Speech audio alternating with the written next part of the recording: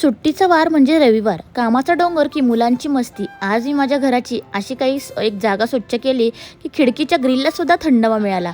उरलेल्या ब्रेडपासून एक अशी रेसिपी बनवली की मुलांचे चक्क माझ्यावर लाडच केले. पण रात्री वॉकिंगला गेल्यावर असं काही घडलं की आमचं वॉकच अर्धवट राहिला. काय झालं नेमकं, चला पाहूयात आजच्या ब्लॉगमध्ये. नमस्कार मंडळी. आजचा दिवस थोडा वेगळा आहे कारण आज आहे रविवार. रोजची धावपळ आणि अलारामचा आवाज आणि मुलांची शाळेची लगबग. आज तसं काहीच नाही आहे. आज कारण संडे आहे.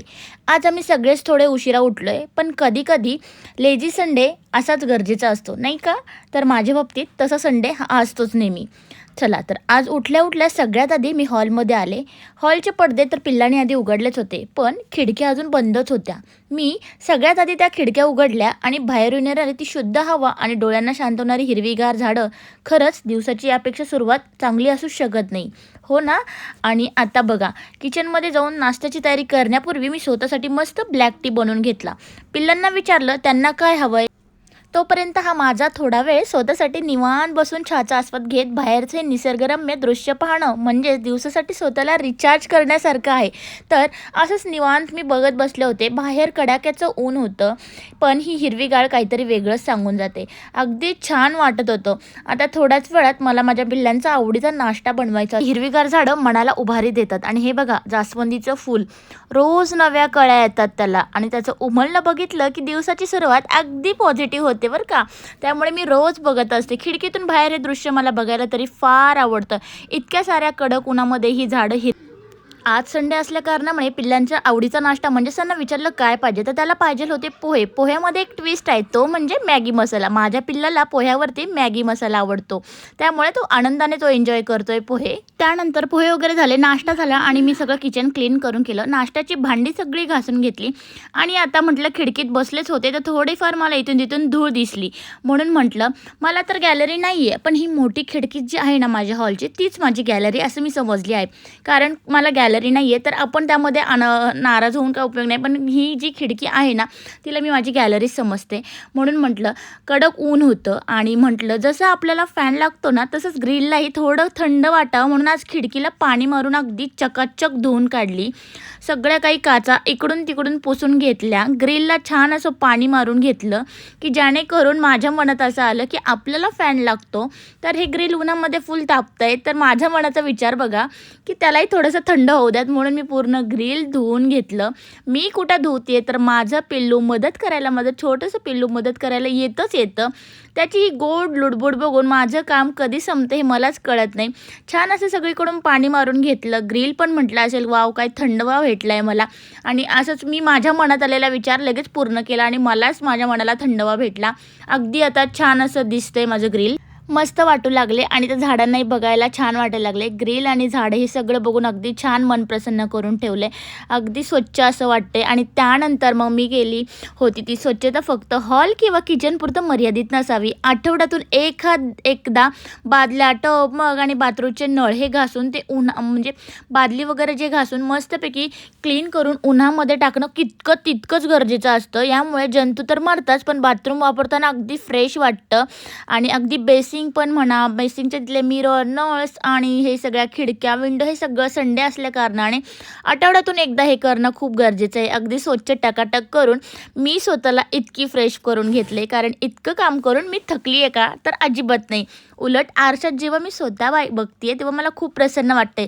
जेव्हा आपलं घर स्वच्छ आणि टापटीप असतं तेव्हा आपलं मनही तितकंच आनंदी असतं. मला आपल्यासारख्या महिलांना, माझ्यासारख्या महिलांना एक सांगू इच्छिते, माझी इच्छा की आपण दिवसभर घरासाठी झटलो ना, पण जेव्हा आपण घर चकाचक करतो तेव्हा ती ऊर्जा आपल्याला परत मिळते. घराची स्वच्छता म्हणजे मनाची प्रसन्नता आहे हो. त्यामुळे थकून न जाता आनंदाने काम करा. बघा तुम्हालाही असं फ्रेश वाटेल. स्वच्छता तर झाली, आता वेळ होती दक्ष अभ्यासाची. उद्या ट्युशनमध्ये त्याची टेस्ट आहे, त्यामुळे आज त्याचे पाढे पक्के करून घ्यायचे होते. त्याचे 12पर्यंत पाढे पाठ झालेत बरं का. पण गंमत बघा, एवढा एरवी फडफड बोलणारा दक्ष माझा कॅमेऱ्यासमोर आला की पाड्यामध्ये असा काही अडकतो. मग आमची खरी मज्जा सुरू.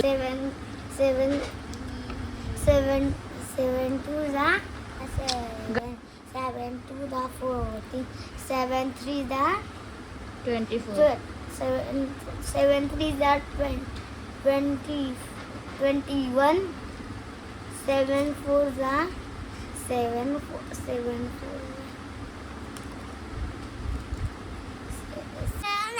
3, 4, 5, 6, 7, 8, 9, 10, 11, 12, 13, 14, 16, 17, 18, 19, 92, 93, 97. कॅमेरा समोर काय होतंय दक्ष? गाईस कॅमेरा चालू केला की नाटक करतो आणि कॅमेरा बंद केल्यानंतर म्हणतो बंद कर. ना बंद केला बोल.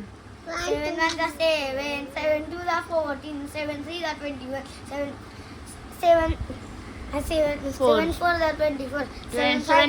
28. 7 5 35. मम्मा 7 5 35. 7 6 42. 7 6 42. 7 7 47. 49. 49. 7 हळूहळू 7 8 56. 56 नाही. 7 8 56 आहे. 7 8 नाही 15. मग काय सांग? 56. हा. 7. अभ्यासाचं रूपांतर कधी गप्पांमध्ये आणि जोक्समध्ये झालं आम्हाला पण समजलं नाही. इतकी मस्ती केली, इतक्या गप्पा आमच्या रंगल्या की सगळं आम्ही कॅमेऱ्यात रेकॉर्ड केलं. आज तर हसून इतकं पोट ढोकलं माझं तर विचारूच नका. हर्षूने 1-2 नाही तर खूप जणांचे ॲक्शन करून दाखवले. इतक्या हुब्याहुब्या नकला करतोय तर दक्षू त्याच्याकडे बघून खूप वेड्यासारखं हसत होतं. इतकी कॉमेडी केली की घराचं वातावरणच हलकं पुलकं करून टाकलं. आता झाली एवढी मस्ती तर आता पुढे तुम्ही बघा, मी तुम्हाला मस्ती दाखवली की हर्षू कसा करतोय ते.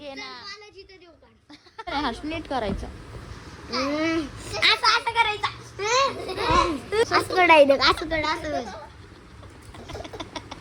करणार. कॉफी पाहिजे. गाई हर्ष तोपर्यंत नाही बनवणार तोपर्यंत आपल्याला काही नाही भेटणार यार. कोण यार काय गाई केला का?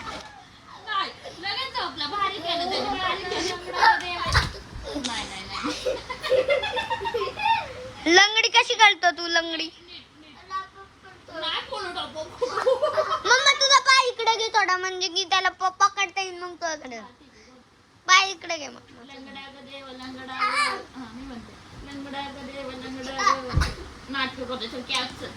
देव लंगडा ग.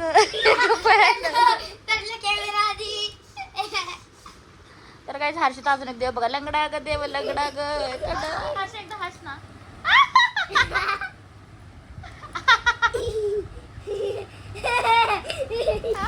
मस्ती करून झाल्यावर भूक तर लागली होती, पण काहीतरी वेगळी खायची इच्छा मुलांनी केली की मम्मा काहीतरी बनव ना. मग पहिले किचनमध्ये गेले तर कालचा ब्रेड होता. ब्रेड स्लाईस पाण्यात भिजवून निथळून घेतला आणि अगदी सगळं पाणी काढून टाकलं. त्यात बारीक चिरलेला कांदा आणि हिरवी मिरची, कढीपत्ता आणि कोथिंबीर घातली.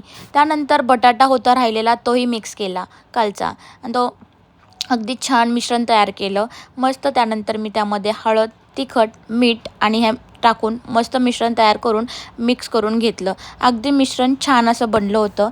आणि त्याच्यानंतर अगदी घरच्या घरी जे साहित्य राहिले त्यामध्ये मी हे रेसिपी बनवलेली आहे. आणि मुलांना तर अगदी पुढे जाऊन बघा तुम्ही किती छान झाली आणि किती भारी बनवली.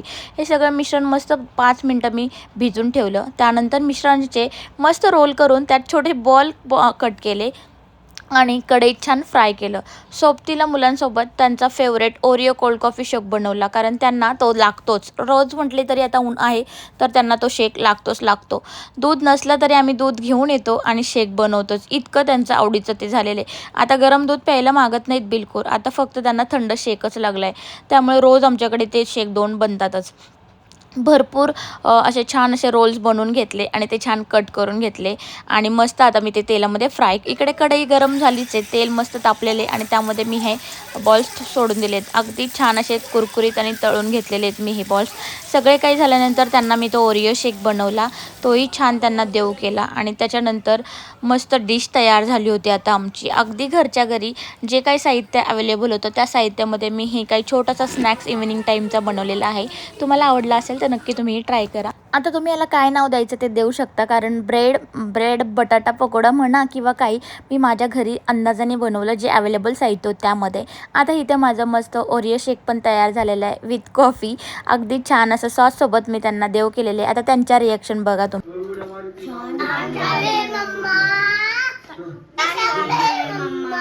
थँक्यू पिल्लू.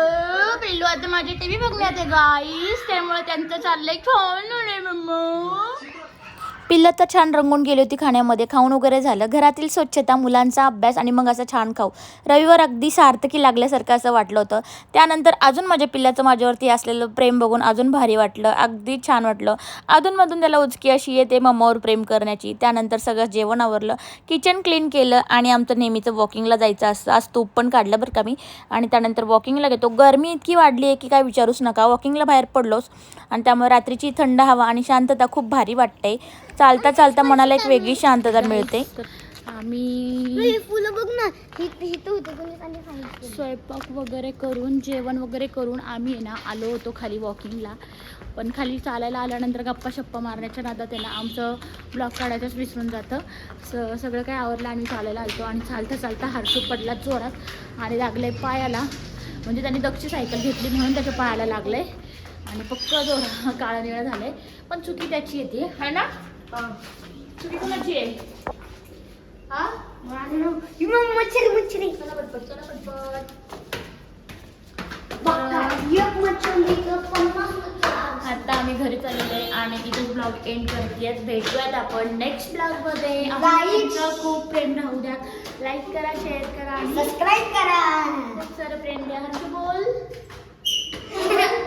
गाईज त्याचा जरा मूड खराब आहे तरी पण तो बोलणार आहे. पिल्लू गाईज वेटिंग आहे तुझ्या. हर्षू लवर कोण कोण आहेत कमेंट करा उद्या. Harshu lover ducks lover Harshu lover comment करा बरं. Say good night to all. Good night. बोल चल लवकर. Good night. स्वीट ड्रीम बोल. गाईज माझ्यासाठी ब्लू हार्ट स्पॅम करा. माझ्यासाठी रेड हार्ट शेअर करा. ओके बाय बाय कर. Bye bye.